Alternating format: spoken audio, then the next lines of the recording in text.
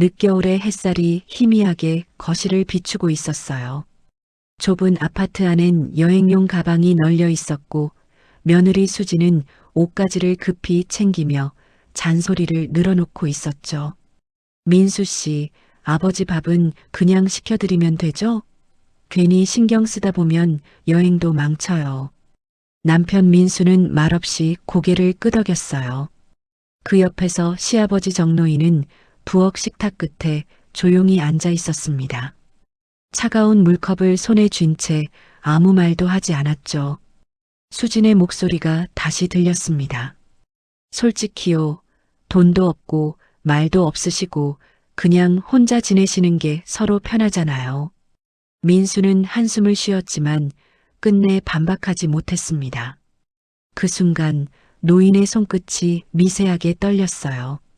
그러나 표정은 아무 변화도 없었습니다.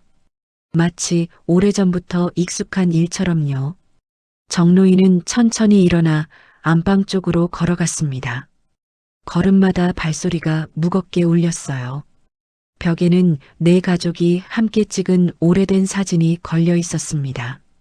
사진 속에서만큼은 웃음이 가득했지만 지금은 먼지와 함께 빛을 잃고 있었죠. 그는 사진 앞에 잠시 멈춰 섰습니다. 그땐 다들 웃었는데 작게 중얼거린 말이 허공에 흩어졌습니다. 목소리는 떨렸지만 눈빛엔 여전히 따뜻한 정이 남아 있었어요. 거실로 돌아온 노인은 부엌 구석에서 남은 찬밥으로 죽을 쓰기 시작했습니다. 끓는 냄비에서 김이 오르며 허전한 방안을 채웠어요. 그 사이에도 수진의 말소리는 이어졌습니다. 민수 씨, 여행 가면 꼭 아버지 전화는 받지 말아요. 또 무슨 부탁하실지도 모르잖아요. 그래도 아버진데. 그럼 당신 혼자 챙겨요. 난 못해요. 정노인은 숟가락을 내려놓았습니다. 작은 소리가 유난히 크게 울렸어요. 그의 눈동자가 흔들렸지만 금세 평온을 되찾았습니다. 아무 일도 없다는 듯 죽을 조금 떠서 입에 넣었어요. 식탁 위엔 오래된 은색 밥그릇 하나, 그리고 한쪽으로 기운 젓가락 한 쌍이 놓여 있었습니다. 텔레비전에서는 여행 광고가 흘러나오고 있었죠. 따뜻한 남쪽으로 떠나보세요. 행복이 기다립니다.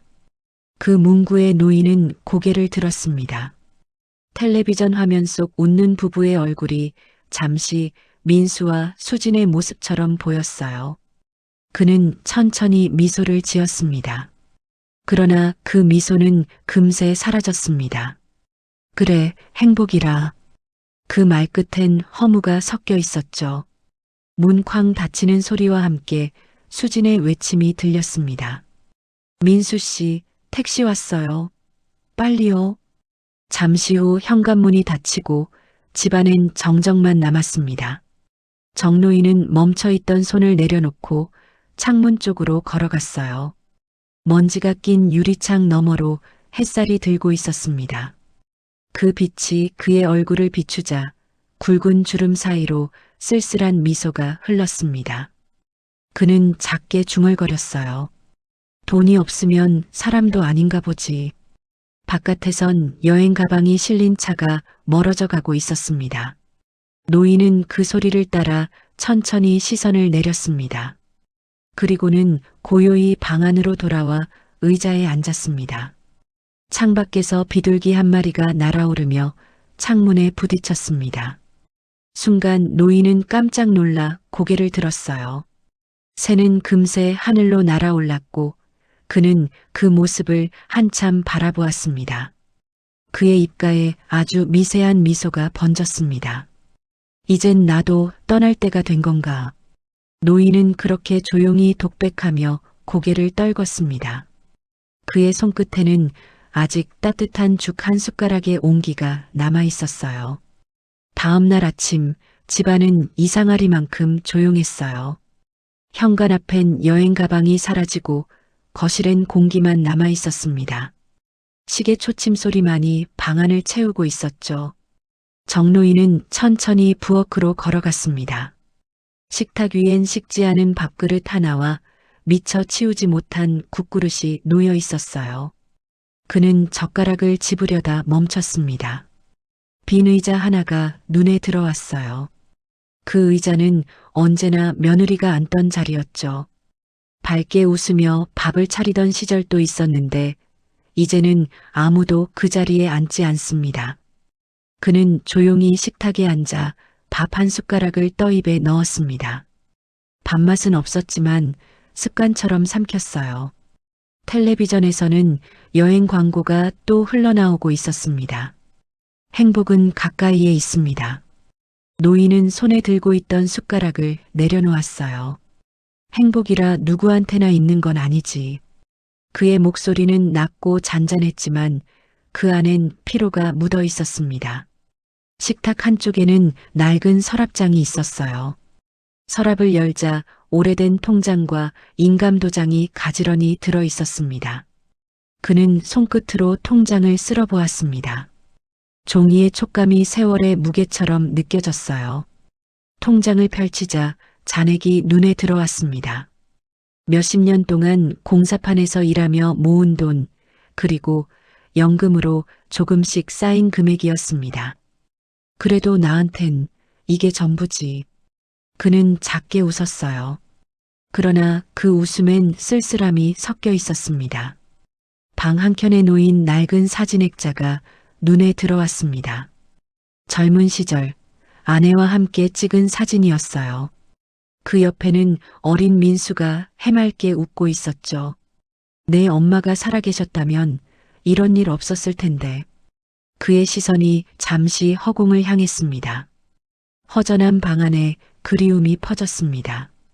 정노인은 통장을 천천히 덮고 인감도장을 그 위에 얹었습니다. 그리고 손끝으로 살짝 눌렀습니다.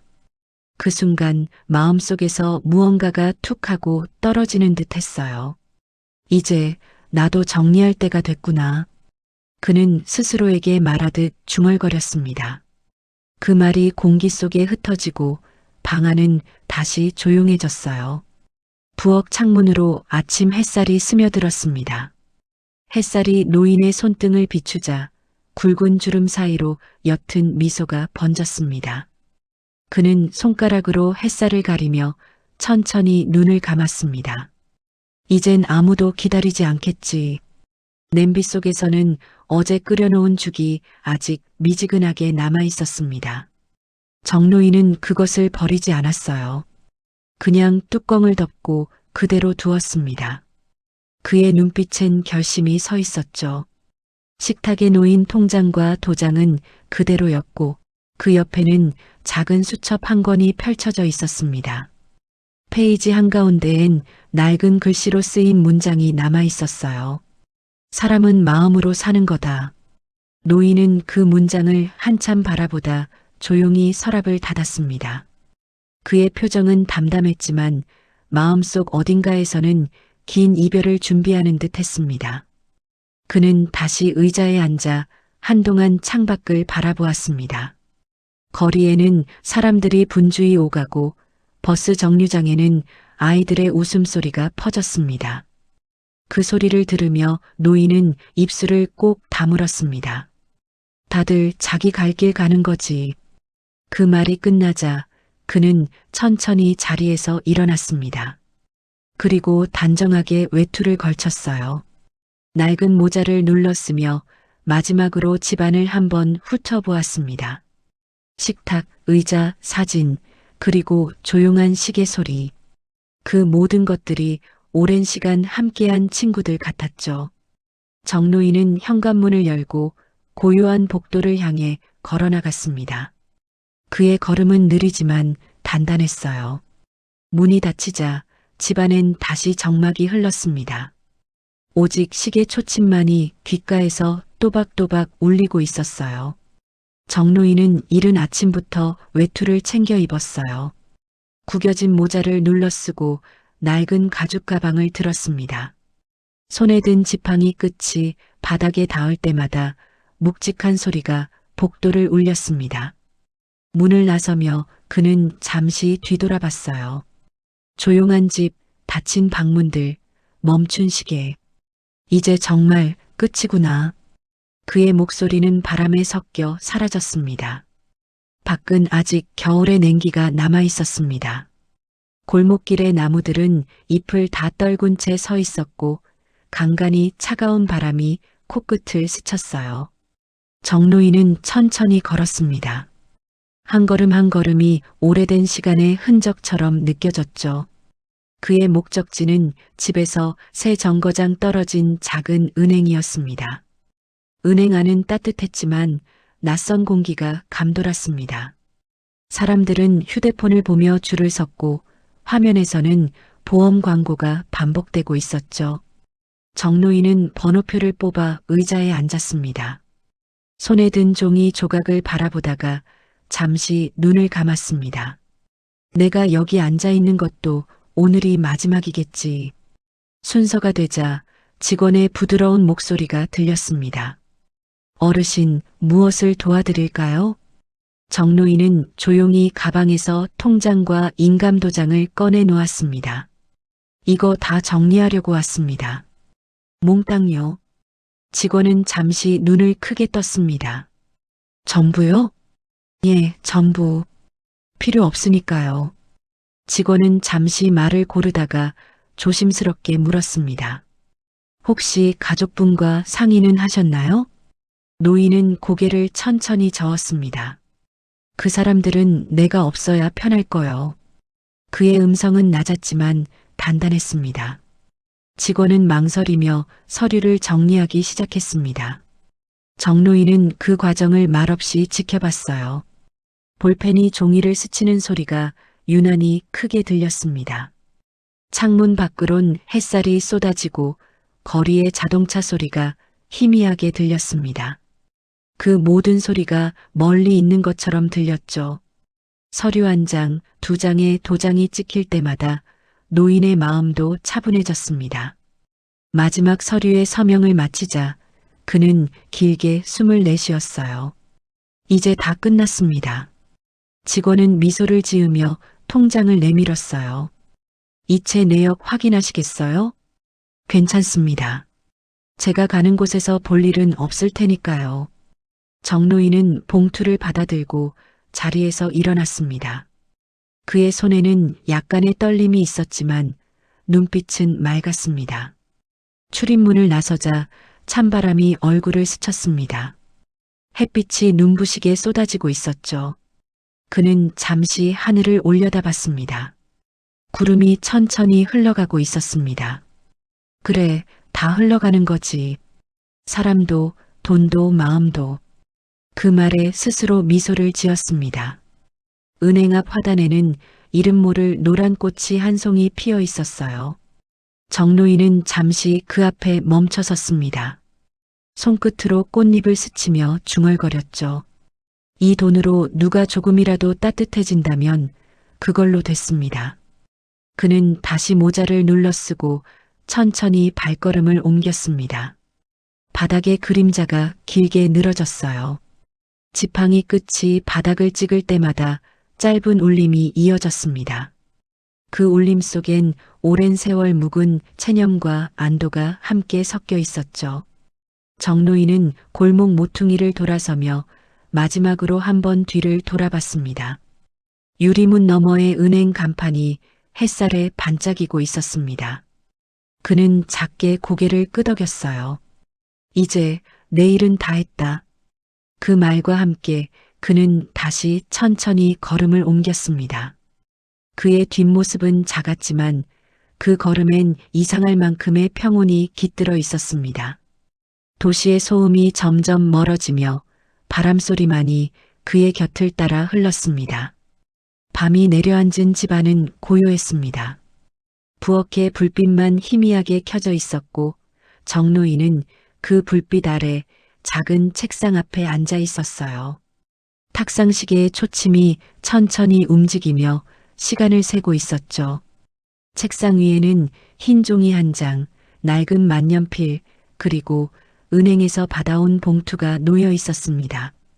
노인은 펜을 들었다가 잠시 멈췄습니다. 손끝이 미세하게 떨렸지만 눈빛은 맑았습니다. 그는 종이를 바라보다가 천천히 글을 쓰기 시작했습니다. 민수야, 그리고 수진아. 너희가 여행을 잘 다녀왔으면 좋겠구나. 그는 한 줄을 쓰고 나서 잠시 숨을 골랐습니다.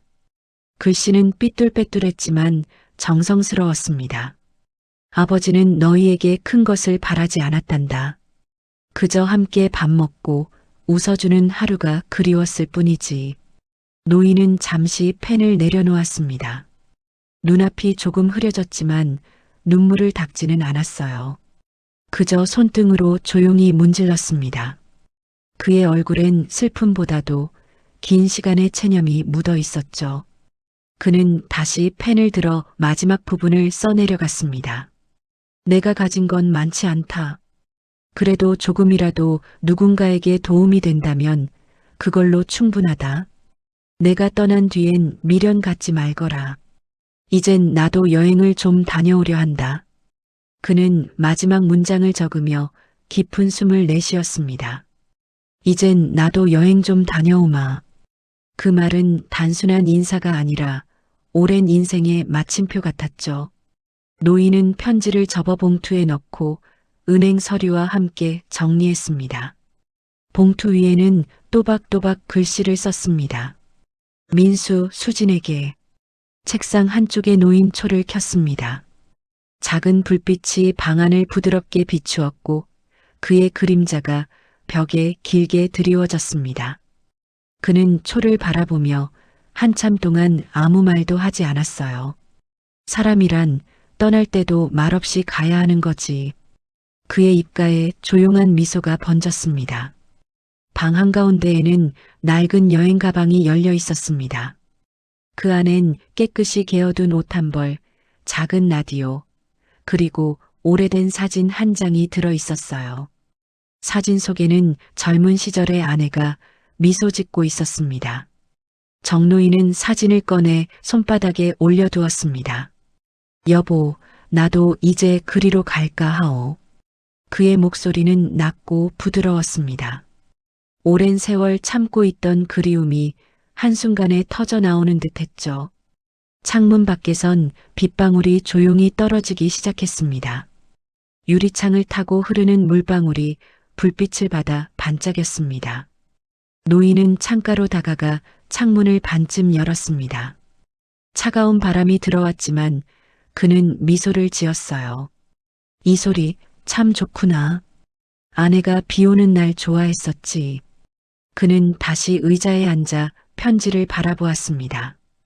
그 종이는 이제 단순한 종이가 아니라 한 사람의 생을 담은 기록 같았어요. 그는 조심스럽게 봉투를 탁자 위에 올려두고 라디오를 켰습니다. 낮은 볼륨으로 옛 노래가 흘러나왔어요.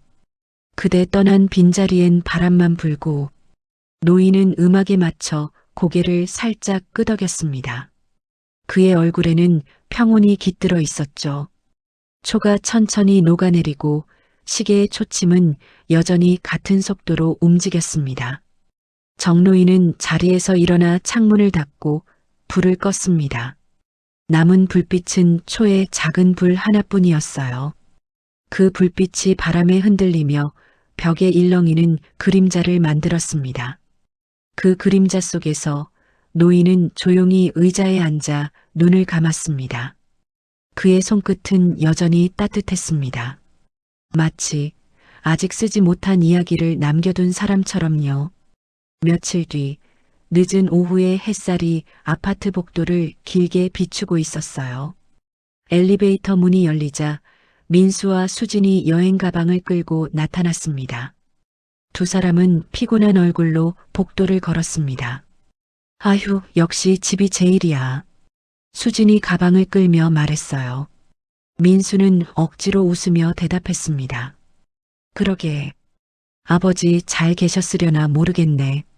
수진은 대수롭지 않게 손을 흔들었죠. 뭐, 멀쩡히 계셨겠지. 어차피 혼자 계시길 좋아하시잖아요. 현관문을 열자 집안 공기가 이상하게 무거웠습니다.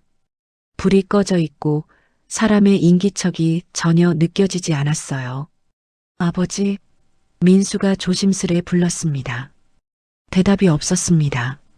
방 안은 깨끗하게 정리되어 있었고 식탁 위엔 먼지가 쌓이지 않을 만큼의 깔끔함이 있었습니다. 그러나 어딘가 낯설었어요. 너무 조용했습니다.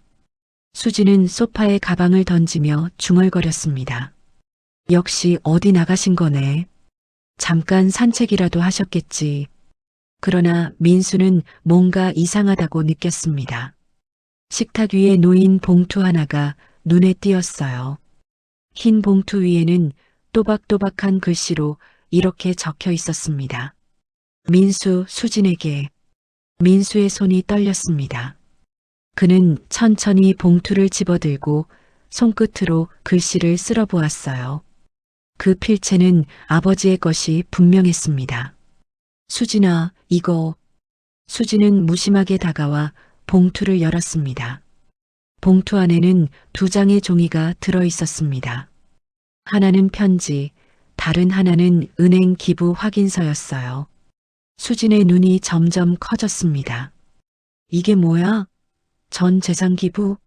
민수는 떨리는 손으로 편지를 펼쳤습니다. 민수야, 수진아. 너희가 여행 잘 다녀왔다니 마음이 놓인다.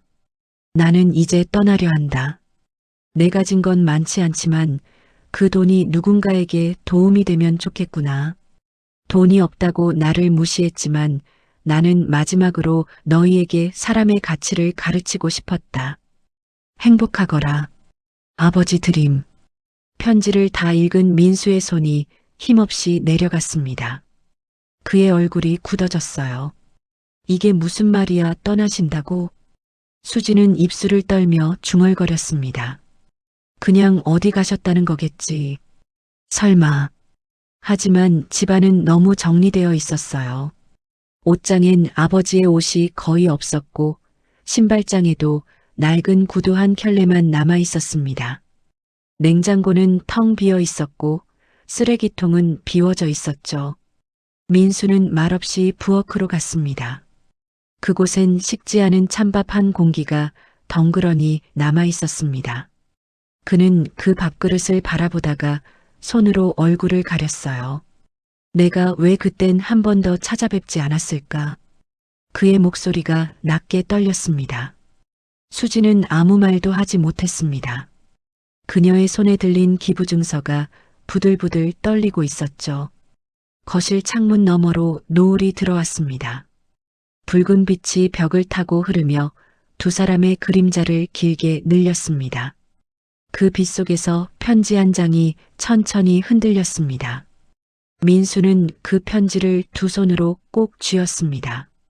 아버지 정말 떠나신 거예요? 그의 목소리가 공기 속에 퍼졌지만 대답은 없었습니다. 텔레비전은 꺼져 있었고 시계 초침만이 작게 울렸습니다.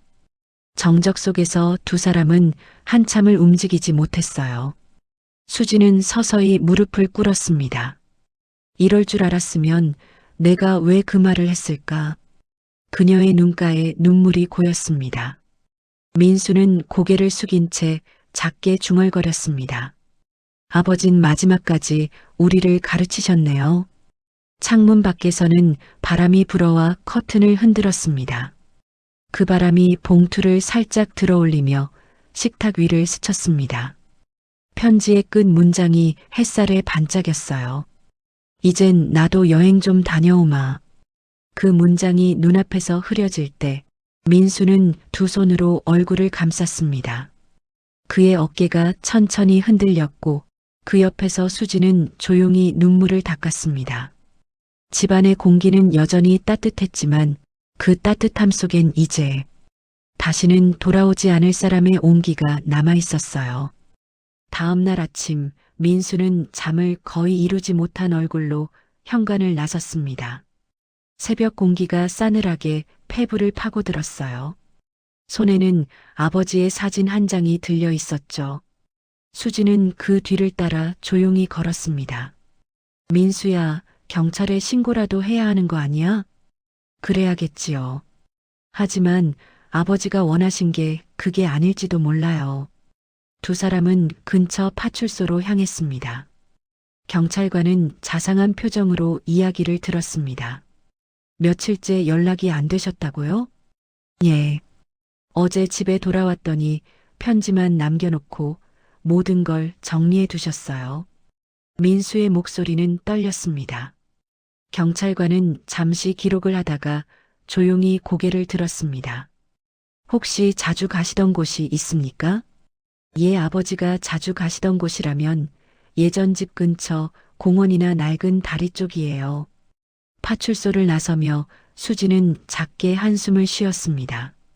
설마 무슨 일이 있는 건 아니겠지. 민수는 대답 대신 하늘을 올려다보았습니다. 회색 구름이 낮게 깔려 있었죠. 두 사람은 아버지가 자주 걷던 산책로를 따라 걸었습니다. 나뭇잎은 가을비에 젖어 있었고 길가엔 떨어진 낙엽이 바람에 흩날렸어요. 민수는 걸음을 멈추고 벤치 하나를 바라봤습니다. 그곳은 늘 아버지가 앉아 도시락을 드시던 자리였습니다. 여기 늘 이 자리였어요. 그는 벤치에 손을 얹었습니다. 손끝에 차가운 이슬이 맺혀 있었죠. 수지는 가방에서 물티슈를 꺼내 벤치를 닦으며 말했습니다. 여전히 깨끗하네요. 어제도 누가 앉았던 것 같아요. 민수는 말없이 벤치 밑을 내려다봤습니다. 거기엔 낡은 라디오 하나가 놓여 있었습니다. 이건 그의 목소리가 떨렸습니다. 라디오는 먼지가 쌓이지 않은 깨끗한 상태였고 버튼 하나가 켜져 있었습니다. 작게 들리는 음악 소리, 그건 아버지가 늘 듣던 노래였죠. 그대 떠난 빈자리엔 바람만 불고. 수지는 입을 막았습니다. 민수야, 이건 분명 어제. 민수는 조심스레 라디오를 손에 들었습니다. 그의 눈가가 빨갛게 물들었습니다. 아버지가 여기까지 오셨던 거예요. 바람이 불며 낙엽이 흩날렸습니다. 그때 민수는 벤치 뒤쪽의 나무 기둥에 무언가 새겨져 있는 걸 발견했습니다. 가까이 다가가자 손으로 새긴 듯한 글씨가 희미하게 보였습니다.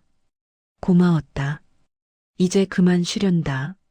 민수의 손끝이 멈췄습니다. 아버지. 그는 나무에 이마를 대고 한참을 서 있었습니다. 수지는 아무 말도 하지 못한 채 옆에서 그를 바라봤습니다. 잠시 뒤 민수는 작게 중얼거렸습니다. 그분은 우리에게 마지막 인사를 남기고 가신 거예요. 그걸 알아달라고. 공원 한켠에는 아직 초겨울의 바람이 스며들지 않은 듯 따뜻한 햇살이 내려앉아 있었습니다. 그 햇살 속에서 라디오의 음악이 잦아들었고 새 한 마리가 나무 위로 날아올랐습니다. 수지는 천천히 입을 열었습니다. 민수야, 우리 이제 어쩔까? 민수는 라디오를 조심스럽게 가슴에 안으며 대답했습니다. 찾는다고 해서 아버지가 돌아오시진 않겠죠. 이제 우리가 그분이 남긴 뜻을 이어가야 할 때예요.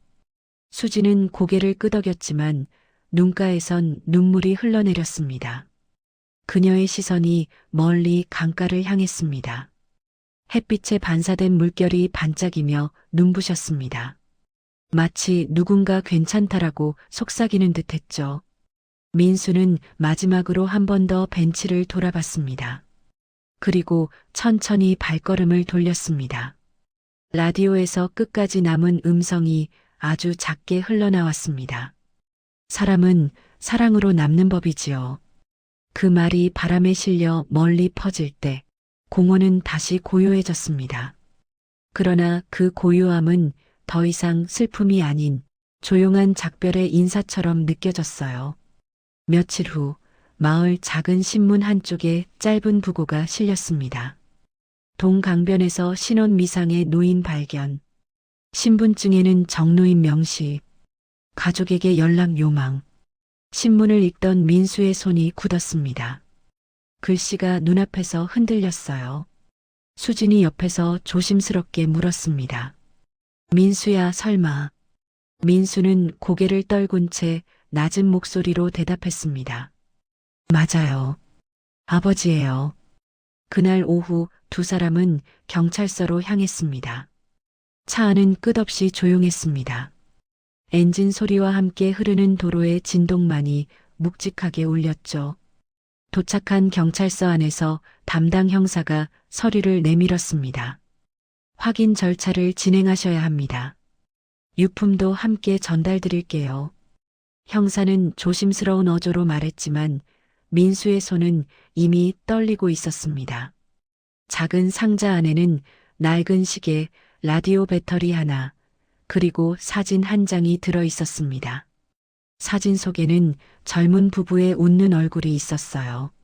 민수는 그 사진을 한참 바라보다가 결국 무릎을 꿇었습니다. 이게 마지막이네요, 아버지. 그의 목소리가 흔들렸습니다.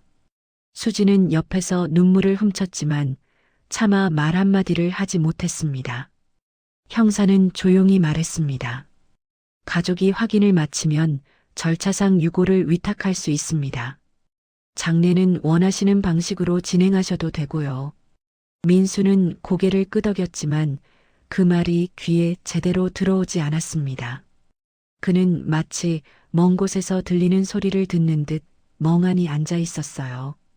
그날 밤 두 사람은 집으로 돌아왔습니다.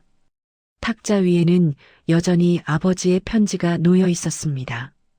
그 종이를 바라보는 민수의 표정은 차분했지만 눈빛은 깊은 슬픔에 잠겨 있었어요. 수진아, 그가 낮은 목소리로 말했습니다. 아버지가 마지막에 하신 말씀 기억나죠? 이젠 나도 여행 좀 다녀오마. 그 말이 이제야 이해돼요. 수지는 고개를 끄덕였습니다. 아마도 그분에게는 그게 자유였을 거예요. 맞아요. 그분은 우리가 미처 알지 못한 세상을 떠나셨지만 아마 후회는 없으셨을 거예요. 민수는 잠시 말을 멈추고 시계를 바라봤습니다. 그 시계는 여전히 정확히 돌아가고 있었습니다. 이 시계 내가 고쳐서 쓰려고요. 시간을 멈추게 두고 싶진 않아요. 그의 말에 수지는 조용히 미소를 지었습니다. 눈물 자국이 남은 얼굴 위로 미소가 번졌죠. 좋아요. 그럼 우리 다음 주쯤 강변에 가요. 아버지가 머물던 그 자리 기억하죠? 예. 거기서 아버지 이야기를 해요. 돈보다 마음이 먼저였던 분이란 걸 우리도 이제 알아야겠어요.